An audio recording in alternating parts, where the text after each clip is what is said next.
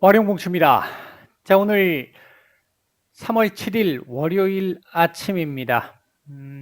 미국 시장 얘기 간단하게 좀 말씀을 좀 드리고요. 지금 이제 우크라이나 상황이라든지, 그다음에 이제 금리 인상 관련된 부분들, 간단하게 좀 말씀을 좀 드려보고 우리 시장까지 얘기를 좀 드려보도록 하겠습니다. 얘기를 들어보시고 도움이 되셨다고 생각되시는 분들은 구독, 좋아요 한 번씩 눌러주시면 감사하겠습니다. 자, 바로 보도록 하죠. 자, 먼저 미국 시장 얘기입니다. 지난주 금요일 날 이제 우리 시장 끝나고 나서 이제 이 고용 보고서 관련해 가지고 2월 비농업 고용 부분의 수치들, 경제 지표들이 나왔는데 일단 예상보다 고용 상태는 상당히 견조했고 실업률 역시 예상치보다 낮았습니다. 그랬기 때문에 지금 이 경제 지표로만 딱 놓고 보면 금리 인상을 조금 더 강화시켜도 50bp, 0.5%포인트 정도까지 올리더라도 크게 문제가 없을 정도의 경제 지표는 나오고 있습니다. 그러니까 미국의 경제 지금 지표상으로 놓고 봤었을 때 미국의 경제는 지금 나름 상당히 견조한 상태를 유지하고 있다. 따라서 금리 인상 어느 정도 감당을 할 수 있는 상황이다라는 게 일단 경제 지표가 보여주고 있는 부분입니다. 공급망의 경우에도 조금씩 해소 조짐을 보이고 있는 이런 부분들까지 감안해서 본다라고 한다면 충분히 가능성은 있는 상태이기는 합니다.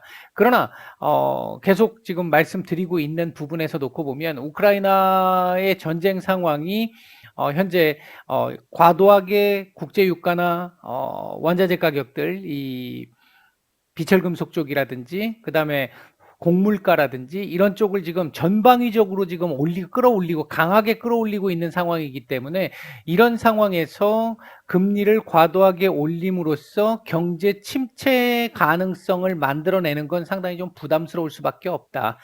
그렇기 때문에 제가 계속 이제 지난달부터 말씀을 드렸던 게 전쟁 이후 말씀을 드렸던 게 50bp는 조금 어려울 것이다라는 얘기였었고 일단은 파월 의장이 지난주에 일단 25bp 관련한 얘기를 한 상태입니다.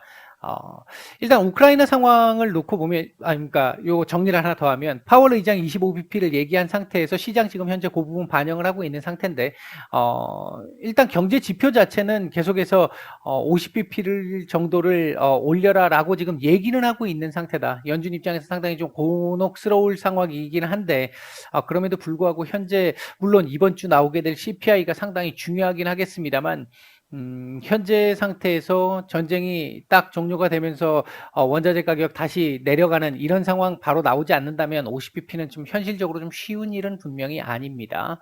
우크라이나 상황 잠깐 보게 되면 일단 오늘 중으로 3차 휴전 협상이 전개될 예정인데 지난 주말 동안 나왔던 얘기들을 본다라고 한다면 푸틴이 종전을 원한다면 러시아 요구를 받아야 된다.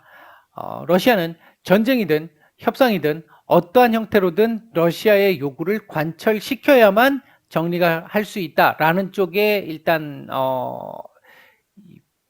의견을 표명한 상태입니다. 이번 협상이 그렇게 썩 기대감을 높일 수 없다라는 걸 보여주는 내용이고요. 무디스에서 오늘 아침에 이제 러시아 신용 등급을 거의 디폴트 직전에 투기 등급으로 지금 낮춰놓은 상태까지 얘기가 나온 상태입니다. 그리고 이제 오늘 아침에 지금 우리 시장이 지금 미선물도 지금 상당히 좋지 않은 상태고요. 우리 시장도 지금 눌림이 많이 진행된 상태. 거기에 국제유가 지금 WTI 기준으로 보면 125달러까지 지금 올라가 있는 상황. 북해산 브렌트유 같은 경우 130달러가 지금 넘어갔고요. 그리고 그 외 원자재 가격 상승, 환율 지금 1220원 돌파, 지금 주변 여건 너무 안 좋은 상황인 건 맞는데요. 이 부분이 나타났던 오늘 이제 우리 시장에도 충격을 더 크게 주게 됐던 게 우리 시장 개장 전에 8시 한 20분 무렵인가요? 그때쯤 러시아 이 언론에서 일단 얘기가 나온 부분인데, 그러니까 우크라이나에 있는 물리학 연구소 원자로 자체의 어떤 폭파 관련한 부분을 진행을 하겠다라는 얘기가 있었고요. 다른 쪽에서는 러시아의 미사일 공격이 있었다, 이런 얘기가 있었습니다. 여기도 일단 우라늄 그 연구소기 때문에, 핵 연구소기 때문에 문제가 될 수 있다라는 부분인데, 러시아 쪽에서는 일단은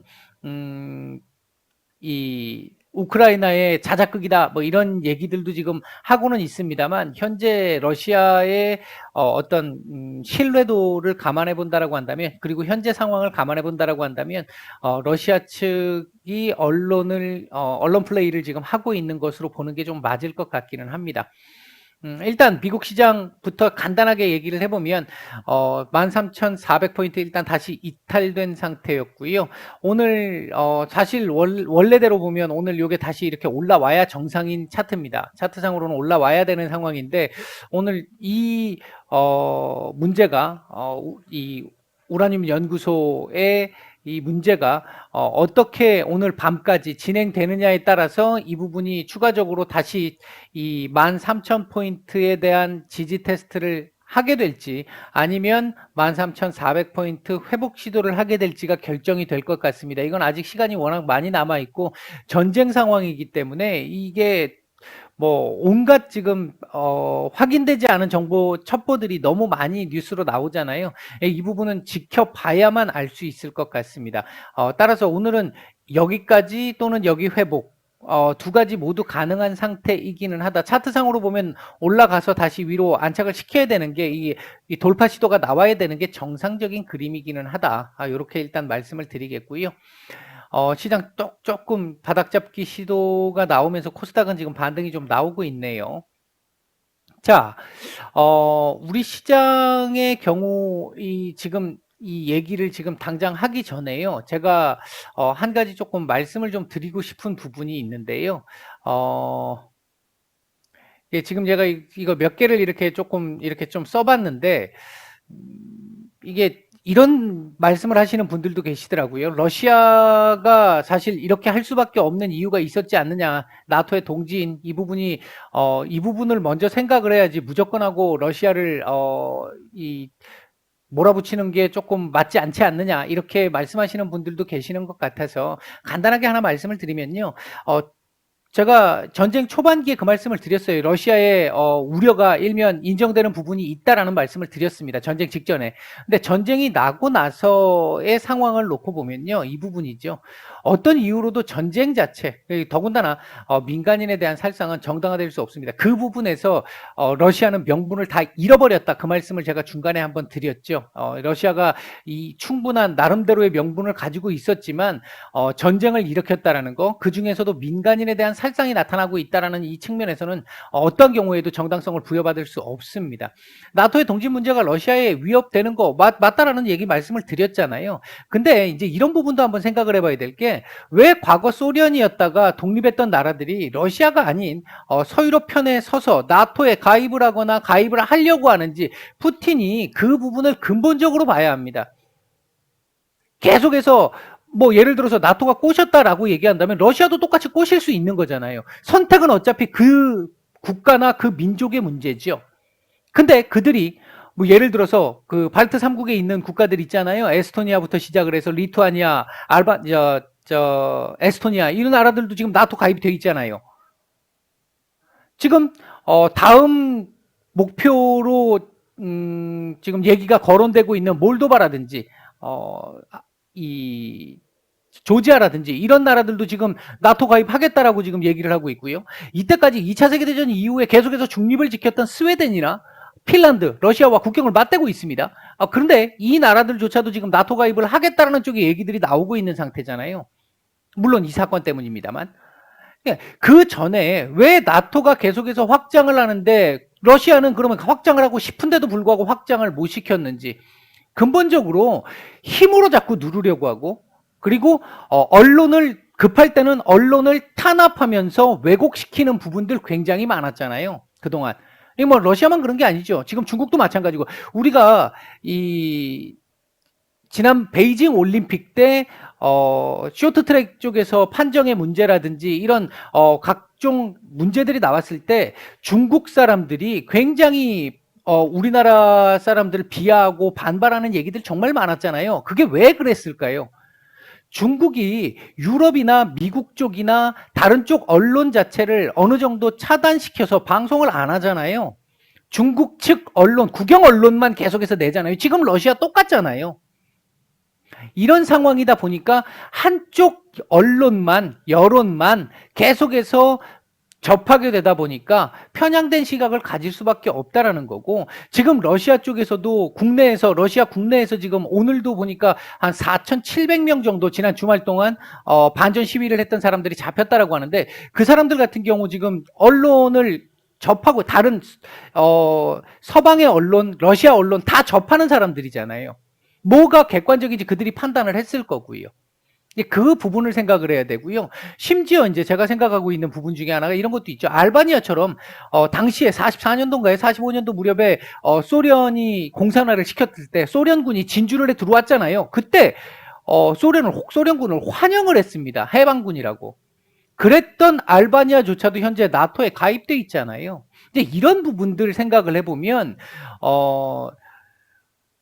원하는 게 제대로 되지 않는다고 해서 힘으로 상대방의 생명을 이 사무실에 앉아가지고 말 한마디, 이 명령 한마디로 사람을 죽이고 살리고 하는 이런 상황을 만드는 것 자체가 사실 어떠한 경우에도 명분을 인정받을 수 없다라는 그 부분을 말씀을 드리는 겁니다. 우크라이나 내부에서도 내분도 있었죠. 당연히 그 돈바스 지역이라든지 이쪽에 그다음에 지금 크림반도 지역 쪽에 친러시아계 사람들이 있잖아요. 그들을 달래지 못하고 하나로 묶지 못했다라는 측면에서 우크라이나의 잘못도 분명히 있겠습니다만, 그렇다고 해서 그걸 전쟁을 통해서 사람을 죽여가면서 강제로 그걸 빼앗으려고 한다. 21세기에? 그건 개인적으로 저는 정당화될 수 없다라고 보고 있습니다. 의문에 대한 답이 되셨을 거라고 생각을 합니다. 자, 우리 시장 얘기 빠르게 얘기를 드려보도록 하겠습니다.